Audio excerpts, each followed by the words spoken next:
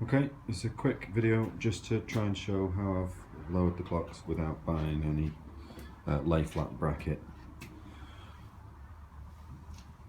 You can see they're quite a lot lower than stock.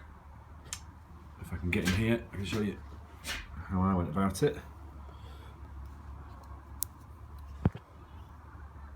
Okay, so there's 4 bolts hold the gauges bracket to the fork yoke.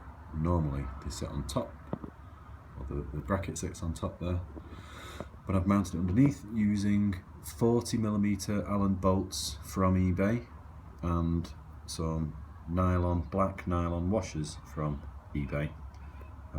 There's 3 washers on there.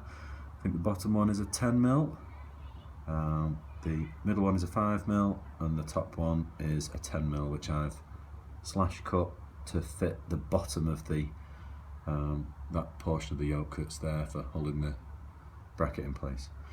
Don't need any spaces on the back because the back edge of the bracket just nestles nicely under the bottom of the fork yoke, and that's it really. It's a bit fiddly.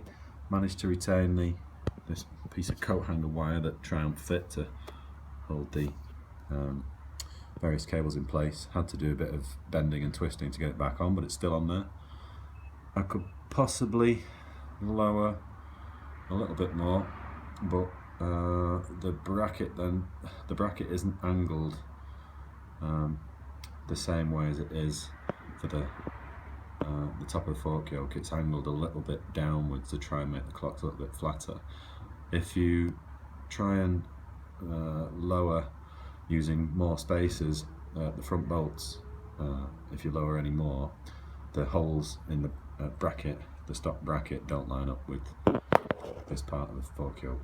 So maybe a little bit more, possibly not. So if you add in the actual bosses at the top and the spacers, it's probably about 40, 45, 50mm, between 40 and 50mm I'd say, lower than standard, and definitely angled a little bit flatter, and that's what it looks like.